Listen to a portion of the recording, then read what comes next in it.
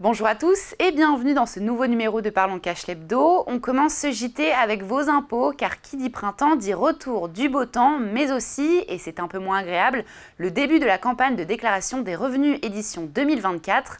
Et c'est officiel, le ministère de l'économie a dévoilé cette semaine le calendrier fiscal et le coup d'envoi se fera le 11 avril sur la plateforme en ligne impôts.gouv.fr.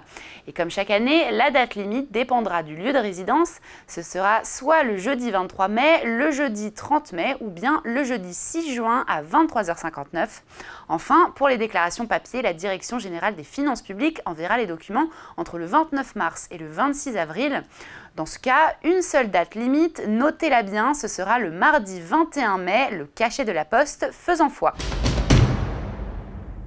Et on continue avec le palmarès des enseignes préférées des Français en 2023 qui vient d'être dévoilé par le cabinet OC&C et roulement de tambour, c'est une nouvelle victoire du leader du marché du sport français. Je veux bien évidemment parler de Decathlon qui est encore une fois le grand gagnant de cette édition 2024, suivi par Picard et Grand Frais. Et ce n'est pas vraiment une surprise car c'est la deuxième année consécutive que Decathlon décroche la première place. Cette année encore, l'enseigne a donc été plébiscitée par les consommateurs pour son offre variée, mais surtout pour ses prix bas toute l'année, ce qui n'est malheureusement pas le cas pour Ikea, Fnac ou encore Cultura qui dégringolent dans le classement.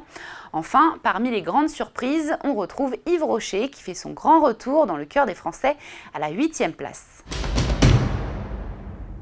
Et on termine ce JT avec cette bonne nouvelle pour les détenteurs d'un pass Navigo qui sont victimes de retard à répétition. La plateforme de remboursement d'Île-de-France Mobilité vient d'ouvrir cette semaine.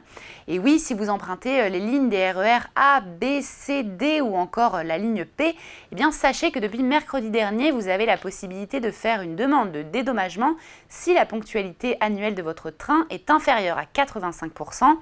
Un dispositif mis en place en 2021 et qui a été renforcé cette année par la présidente d'Île-de-France Mobilité, Valérie Pécresse.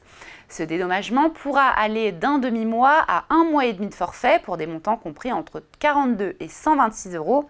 Si vous êtes concerné, rendez-vous à l'adresse ile-de-france-mobilité.fr/dédommagement.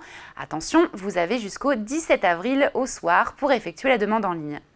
Et voilà, Parlons Cash l'hebdo, c'est fini. On se retrouve la semaine prochaine sur Boursorama.